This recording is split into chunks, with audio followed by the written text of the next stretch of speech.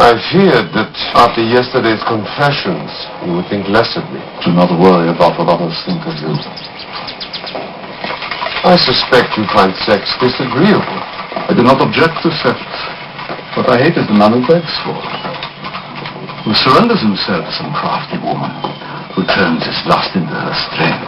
Lust is part of life. And nothing must interfere with the development of the hero which is inside you. And if lust stands in the way, lust must be overcome. Be more practical. All you give me a quote from your book, philosophy. First time I am attempting to put my philosophy into practical use. Choose between comfort and the truth. Are they mutually exclusive? If you want to choose the pleasure of growth, prepare yourself for some pain. Want less pain? Shrink. Go. Be part of the herd.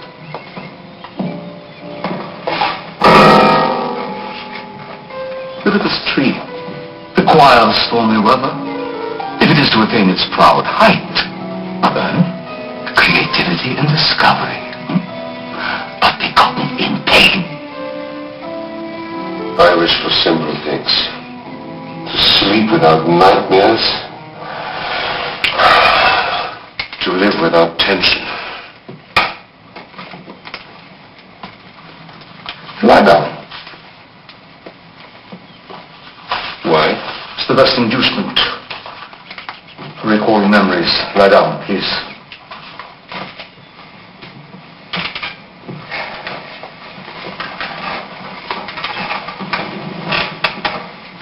Close your eyes.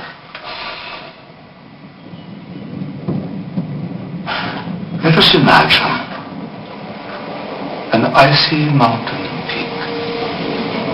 And we see this little man trudging to the top.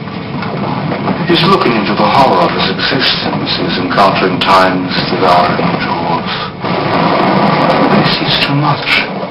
His insignificance, this mere little speck that he is. And now his fear becomes so raw that he welcomes lust into his mind. And he stops looking into this chasm. And he begins to spend his time recollecting these miracles, as how his little crippled Bertha moves her legs, her lips, and her arms, and her breath.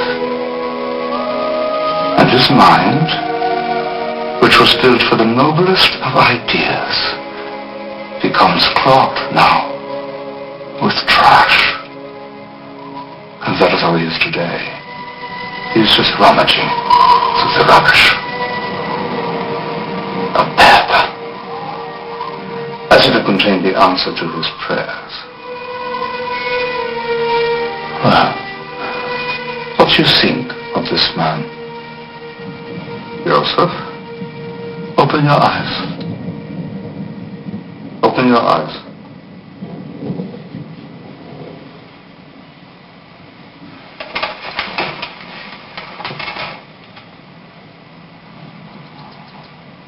Talk to me, Joseph.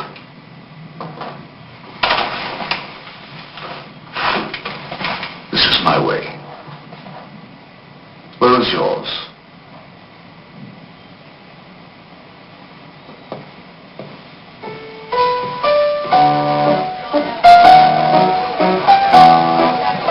He asked you to lie on the couch. Why? He said it was the best way for recalling memories. Interesting. He is honoring his contract, but offers no support. My confessions have failed to produce even the slightest admission of his own obsession. Is your frustration rooted in your competition with him? Not at all. I'm a physician, see. I do not meet with my patient for my pleasure. But Joseph, I've read his books. He has more penetrating knowledge of mankind than any other person. I think he may be perhaps the greatest psychologist who has ever lived. You can best help him by letting him help you.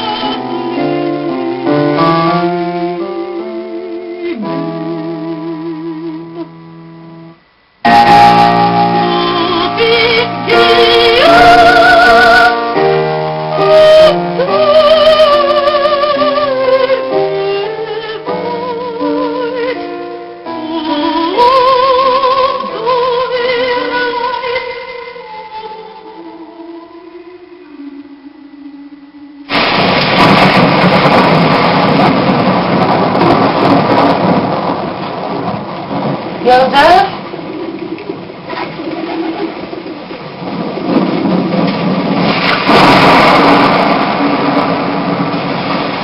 Joseph, it's after midnight.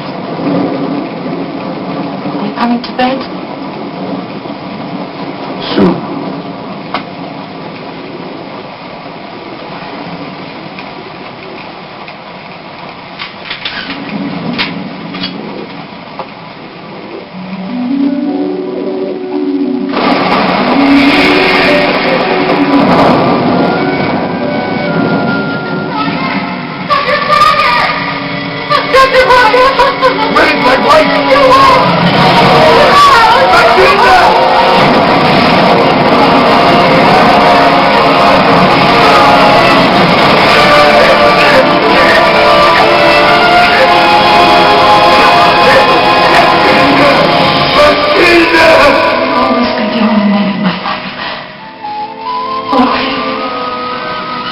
You will never regret it, Joseph. Never.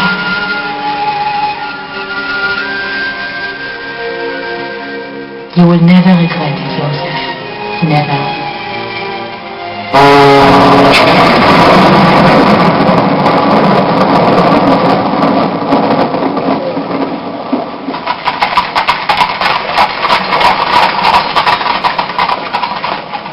If you'll help me, I wish to waste none of our precious time on these physical exams.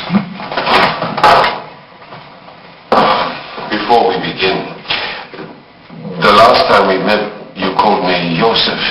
I like that. Should we use first names?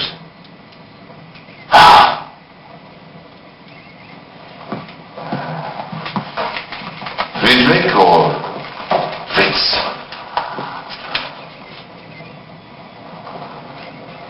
Friedrich? My best friend at school was called Friedrich. He used to call me the lad of infinite promise. What happened to the lad? He became a successful doctor, and respected, and rich. Then you have fulfilled your goals. You are satisfied? I have fulfilled my goals, yes. Am I satisfied? No. How did you choose your goals? Now don't think, just chimney sweeps. Goals are part of my culture. They're in the air, you breathe them in.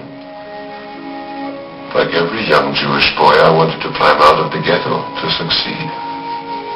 My father was the great teacher of my life. No, Papa. No, Joseph.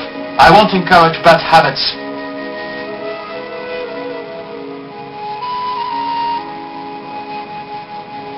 No, I never chose goals. They were just there, like an accident. And yet not to take possession of your goals is just that. Let your life be an accident.